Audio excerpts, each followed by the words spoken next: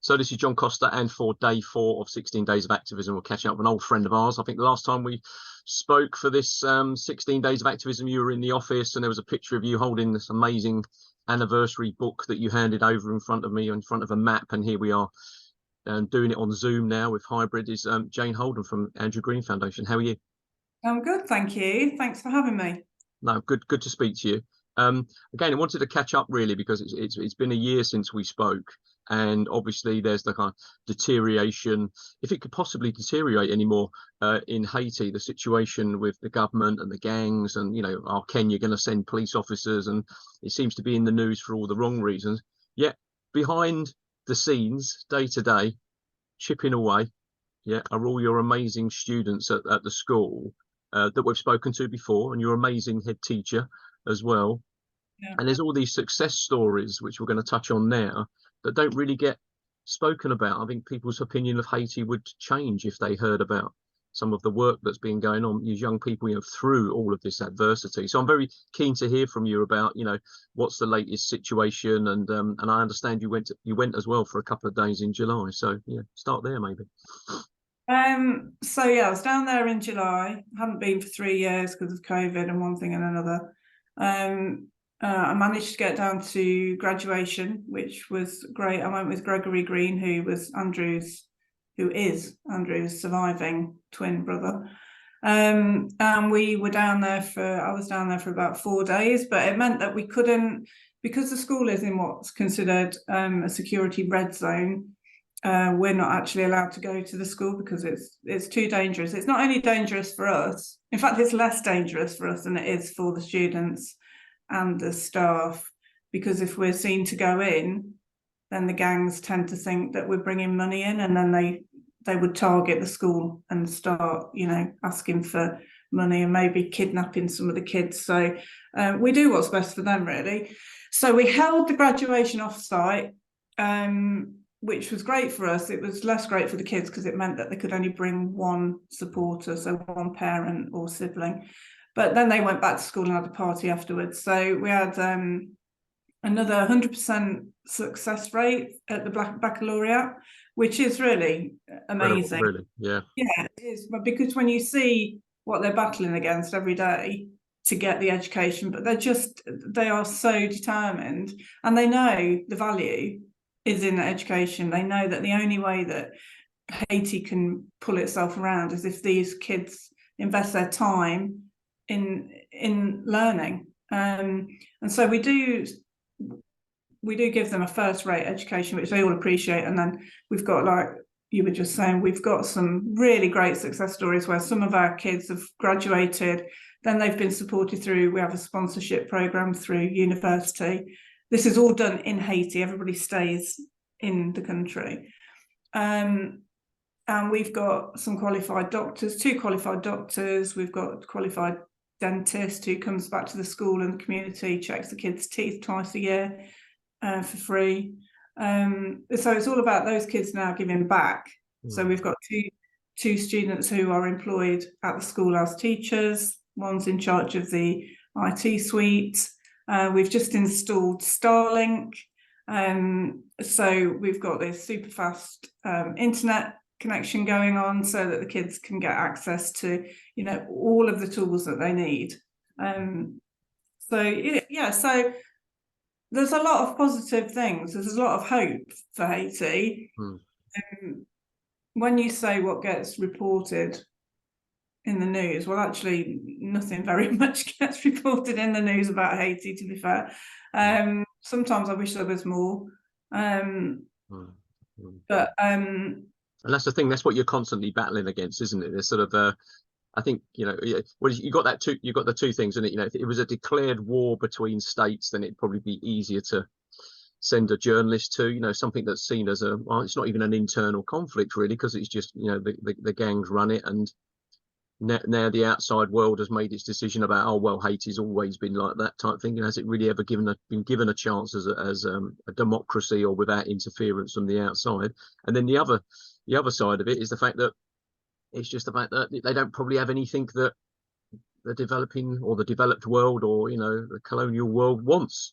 to go and extract. He's already taken out everything that he needs, and so you're kind of quite happy to leave it to go down the plug hole. And that's the challenging thing, that the only way forward is these young people not only becoming educated, and I think staying and changing the country for themselves, which makes this such an incredible story. I mean, let's talk about your head teacher. I remember interviewing him during lockdown on one of our newsrooms, and you were telling me about how, using WhatsApp when the kids couldn't come out, using WhatsApp for coming in for lessons and stuff. There's constant innovation that comes from. Absolutely, yeah. I mean, he's constantly on it and looking for new ways to engage with the children and keep them engaged. So he's got all these WhatsApp groups. He's got, for different subjects, and all through COVID, he kept that school going. He kept them learning. He does a fantastic job. We've got a brilliant leadership team at the school. It's not just him. I mean, he's obviously the linchpin of it, but we've got a really good core group who've been with us since we opened the school in 2011. And the school is like a family. It is, the kids all say that. And when you're there, you can feel it. There's never any, it's a high school. Kids scrap, don't they? They have little fisticuffs and they have fallouts. It just doesn't happen there. They just all get on with each other. It's a great place to be. It's really positive. It's like a little oasis when you get there. Everybody wants to go to that school. Everybody. And if Rico decides that our school's going to do something, you can guarantee that 2 or 3 other schools the next day or 2 days later will be doing exactly the same as we are. Driving innovation within the sector, education sector, just with school. Yeah. And the really cool thing that we've just engaged with this year is an entrepreneurship program. I was going to ask you about that. Yeah, you told us about that before, didn't you? Yeah, we've been looking for a partner in Haiti to help us, because we might have people over here or in America or in Europe who are entrepreneurs and know about how to set a business, but we're not living in Haiti. It's a completely different picture over there. What a Haitian needs is not what we need, So I think that's why the school works so well, because we just provide the means. We don't give any advice onto how to run a Haitian school. I mean, I don't know how to run a UK school, so I mean, who am I to say how they should run their school? We just give them the means and trust them to do it, and it works. It's a good formula. And with the entrepreneurship program, Tim Prutz, who's the other co-founder, he's a businessman and he's passionate about entrepreneurship. And we've been looking, and finally we found an NGO working in Haiti, all led by Haitians. It's called Clay Haiti, which is the key to Haiti. Basically, that's how it translates. And they've been there for a number of years, and they've got some really good results. And we've partnered with them. So now, but they've never worked with high school graduates. So it's like this first year is like a pilot for them and for us. So we're working together. We've got 15 young entrepreneurs who are in the program now, and they're working with them. They've got a good network of people that they can tap into to help them with their initial ideas. So they spent 5 days, all of them, in an intensive learning program together, talking about what businesses they wanted to start, and and then so the next they're in phase 2 at the moment, which is putting together their business plan, talking to other entrepreneurs who are interested in the same field of work that they are interested in, what works, what doesn't work. And then February, March time, there'll be a competition for them to pitch their bit of a Dragon's Den type thing, to pitch their business ideas, and we'll offer a little bit of seed money to whichever ones we think are viable. So that's really exciting. That's another 15 kids who have got something to focus on, things that they're passionate about. We've got one guy who's an agronomist, and he really wants to do something with he's a beekeeper, and but he's got the passion for it. He just needs to put his ideas all together. So it's guiding them through all of that, because they're young, aren't they? You know, you don't know what you want to do when you're 18, 19. You might think, you know, but you need some guidance. But Clay Haiti have really helped us in taking that part over, because they're on the ground, they're accessible, and we're not, but we can enable that financially. And that's the key. It's always, so many people say, oh, but you know, you can zoom in, you can get all this expertise, and you say, well, yeah, but you're always delivering a session from the perspective of where you are and what you know, as opposed to something that's coming from, well, this will work with these conditions, or what materials you might need in order to start your business. Become completely different from your average Prince's Trust or NatWest entrepreneurship program here in the UK. Yeah. I just remember the last time we spoke actually was in February, because it was coming up for your birthday, and you were running 24. You were running a marathon. Was it an hour every? I ran 26.2 miles, 1 hour, 1 mile every hour. That was it. 26 hours, yeah, a day. Yeah. So I started at 6 a.m. and I finished at 8 a.m. the next day. Yeah, all through my birthday. Yeah, because you did an hour, you did a mile, didn't you? I went for a mile. Yeah, I think around Vicky Park, didn't I? And we did a bit of a connection. That's right. Yeah. So I had different people zooming in at different times. So I had people in Haiti running on treadmills. I had a couple of my bodyguards. They were running, and I had people in America, all over the world. The kids at the school, we've got a sports court at the school, and so they ran a mile with me. That made me cry quite a lot. I think I was sort of 16 hours into it at that point, so I was quite tired. And then, you know, but it was just the boost that you need, because they're all, you know, willing you on, and they're doing it, and it was boiling hot. I was in the snow, you know. So yeah, it was a good thing. It was, and we raised money for a new kitchen. So yeah, we got it. So is that all kind of built now and working? And yeah, that's all up and running. Yeah. So that's a good thing. The year before I ran in February, I ran every day in February, 5K a day. People joined me for that.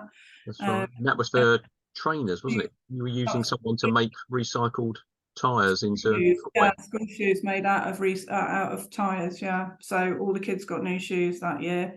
And in fact, we raised so much money that year that we've got like a pot left. So when somebody needs a new pair of shoes, they can just get them. So because that's a worry for them, you know. And they walk. Some of them walk for an hour to get to school, and if it's rained, there's the potholes and the mud, and it ruins your shoes. So and they're very proud. The kids are really proud of their uniform, so they want to look good. So yeah. So let's talk about, you mentioned it, just to finish off, you were talking about this film that you want to make, you know what I mean, as and when you can get in there with the security situation, because you were saying about this young man's a dentist, you've got 2 former pupils now teachers, they're employed as teachers, you've got 2 former pupils that are now doctors. You're talking about new sports court that we've said, IT, Starlink, you've got the kitchen, you've got these kind of entrepreneurial stories now. These young people's stories are going to be amazing, helping Haiti, if you like, with how what their businesses they're starting. How do you capture that now? I know you're very proactive on social media, but you must be desperate to get in there and start capturing some of these stories in order to be able to tell people about your great work. Yeah, well, luckily we've got a really good supporter called Harry McQueen, and he's a film director and actually a film writer. He wrote and directed Supernova with Colin Firth and Stanley Tucci. He's a Leicestershire lad, actually. And he's been down to Haiti. He made a film for us a few years ago. And he was kind of taken with it. Haiti's the kind of place that when you go, it either grabs you or you think, oh, I just can't. I've taken people who've gone, wow, I don't know how you do this. It's awful. And then you get somebody like Harry who's like, oh my goodness, this country is so beautiful and it's full of beautiful people. And luckily for us, Harry feels passionately about Haiti. So he has offered his services for free to come and make some stories, short documentaries about these sort of graduated students. So currently he's doing zooming interviews with them.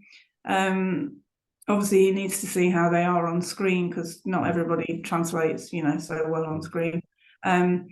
And then we're hoping to get down in February, but it does keep getting put back because of the security situation and the gangs that are in and around our area. Well, they're everywhere, actually. They're all over the country, but because we've still no president and no prime minister, no functioning government. So basically the gangs just run the different areas. But yeah, we're hopeful that we'll get down there in February and we'll work around it. And what we don't want to do is just get down there and have to film from the hotel, because that's not going to tell the story that we want to see. But we're hoping by February things will have calmed down enough that we can go and we can, go to the dentist surgery and do a piece on him, and go to his house and meet his family, and go back to the school. But we'll see. So anyway, that's the plan. We're always positive. We're always hopeful.